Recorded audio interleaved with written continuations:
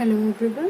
तो इस वीडियो में हम कर रहे हैं 7.2 एक्सरसाइज का क्वेश्चन नंबर 8, जिसमें हमें दिया गया है कि आप कोई दो ऐसे ट्रायंगल्स ड्रॉ कीजिए जिनके अंदर उनके 5 जो पार्ट्स हैं वो बिल्कुल सेम मेजरमेंट के होंगे, वो बिल्कुल इक्वल होंगे, लेकिन फिर भी वो दोनों ट्रायंगल्स जो हैं वो कॉन्ग्रुएंट ना हो। आपको ऐसा एक पेयर ट्रायंगल्स का ड्रॉ करना है। तो हमने यहाँ पर ड्रॉ करके रखा हुआ है, देखिए जरा। जो आपका फर्स्ट ट्रायंगल हमने ड्रॉ किया है वो ए बी एंड सी, और सेकंड किया है पी क्यू आर। दोनों में हमारे पास देखिए ये वाली साइड ए बी जो है वो क्यू आर के इक्वल हमने की है, बी सी जो है वो पी क्यू के इक्वल की है, और एक 60 डिग्री एंगल हमने सी पे ड्रॉ किया है और क्यू पर भी 60 डिग्री एंगल है। देन हमारा बी पर 90 डिग्री है, पी पर भी 90 डिग्री है, ए पर 30 डिग्री एंड आर पर 30 डिग्री।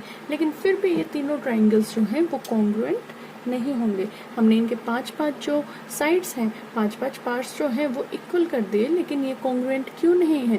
बिकॉज इनके जो कोरोस्पोंडिंग पार्ट्स हैं वो इक्वल नहीं है। पार्ट्स इक्वल तो हैं लेकिन कोरोस्पोंडिंग पार्ट्स इक्वल नहीं है। देखिए जरा, एंगल ए और एंगल पी, यहाँ P जो है 90 डिग्री है, एंगल ए क्या है 30 डिग्री, तो ये इक्वल नहीं है। एंगल B 90 डिग्री है और Q जो उसके कोरोस्पोंडिंग होना चाहिए वो 60 डिग्री है, तो ये भी इक्वल नहीं है। C जो है वो 60 डिग्री है और R क्या है यहाँ 30 डिग्री है, तो इनके कोरोस्पोंडिंग एंगल्स जो है वो इक्वल नहीं है। इसलिए हम क्या कह सकते हैं, इनके पार्ट्स के मेजरमेंट, 5 पार्ट्स के मेजरमेंट एक दूसरे के इक्वल तो है, लेकिन फिर भी ये कॉन्ग्रुएंट नहीं है क्योंकि कोरोस्पोंडिंग पार्ट्स इक्वल नहीं है। इसी तरह से ए बी साइड जो है वो पी क्यू के नहीं क्यू आर के इक्वल है, और बी सी साइड जो है आपकी वो क्यू आर के नहीं पी क्यू के इक्वल है। इसीलिए हमारे जो ये दोनों ट्रायंगल्स हैं वो कॉन्ग्रुएंट नहीं होंगे। तो आइए अगला क्वेश्चन हम करते हैं, क्वेश्चन नंबर 9।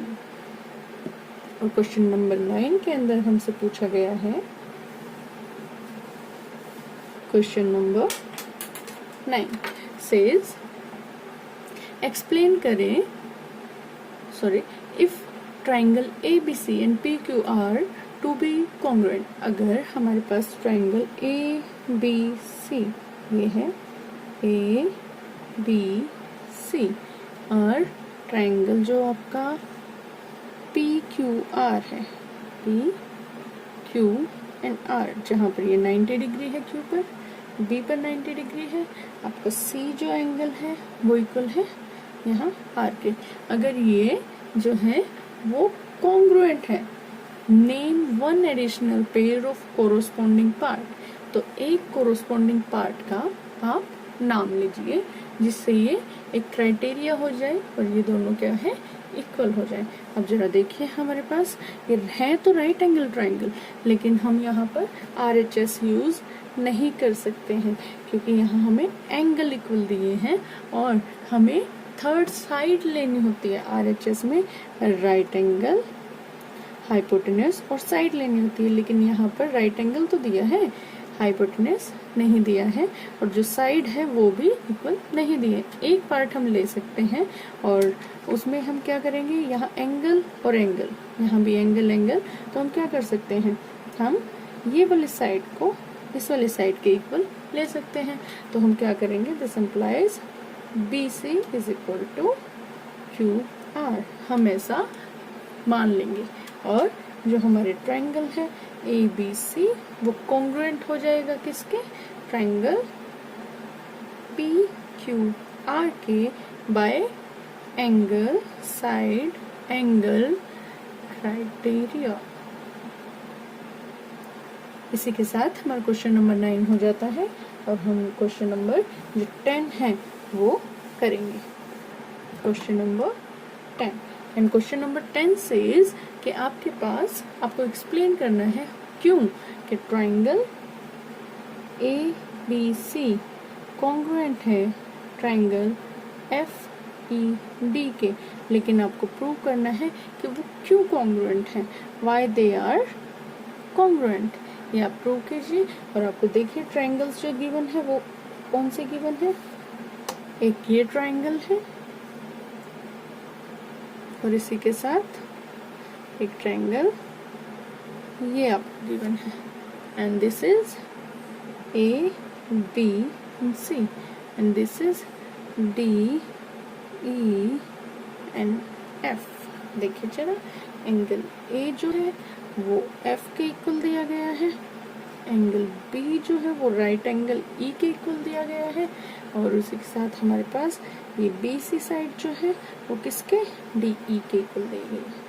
अब जरा देखिए, हमारा यहाँ पर राइट एंगल हम लिख लेंगे, गिवन क्या है, गिवन है एंगल बी जो है वो इक्वल एंगल ई के, और ये क्या है 90 डिग्री एंगल है, तो ये राइट एंगल हुआ।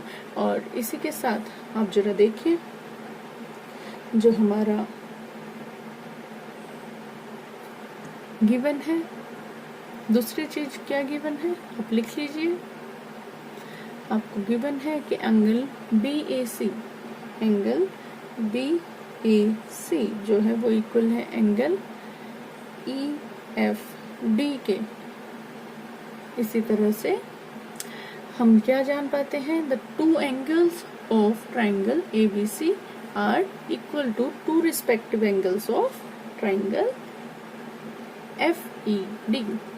इस ट्राइंगल के दो एंगल्स इस ट्राइंगल के दो एंगल से इक्वल हैं।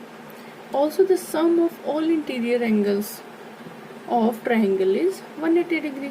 और हमारे पास हम क्या जानते हैं कि जो हमारा ट्राइंगल होता है उसके एंगल्स का सम क्या होता है, 180 डिग्री होता है।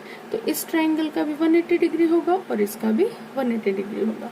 अगर हमारे पास ये दोनों एंगल्स का सम, ये दोनों एंगल्स एक दूसरे के इक्वल है, देखिए जरा, बी ई के इक्वल हुआ, ए एफ के इक्वल हुआ, तो ये दोनों का सम अगर 180 डिग्री में से निकालेंगे तो ये वाला एंगल और इन दोनों का सम करके 180 डिग्री में से माइनस करें तो ये वाला एंगल आएगा, और ये वाले एंगल भी फिर क्या आएंगे, दोनों इक्वल आएंगे।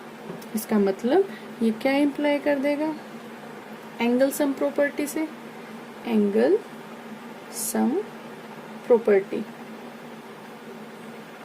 एंगल सम प्रॉपर्टी क्या होती है कि किसी भी ट्राइंगल के तीनों एंगल्स का सम क्या होगा, 180 डिग्री होगा। और उसी से हम इम्प्लाई कर सकते हैं, क्या इम्प्लाई कर सकते हैं, ये कि हमारा जो एंगल बी सी ए है वो भी किसके होगा, equal angle E D F के इक्वल हो जाएगा। और जब ये इक्वल होंगे तो हमारे पास ये भी गिवन है कि हमारा जो साइड बी सी है वो किसके इक्वल है, ई डी के इक्वल है।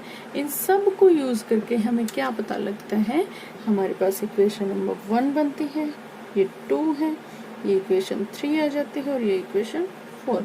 अब आप देखिए जरा, इक्वेशन 1, इक्वेशन 3 एंड इक्वेशन 4 को यूज कीजिए। B and E angle, B E angle, उसके बाद बी सी जो है वो इक्वल है किसके, ई डी के इक्वल है।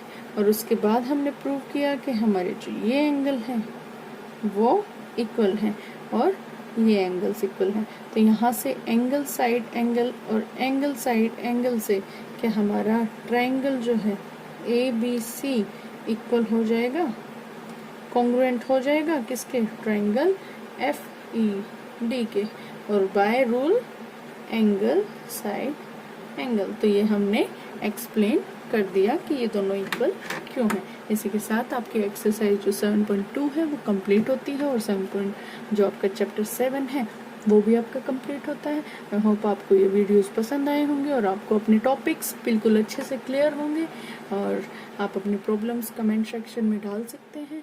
And thank you for watching.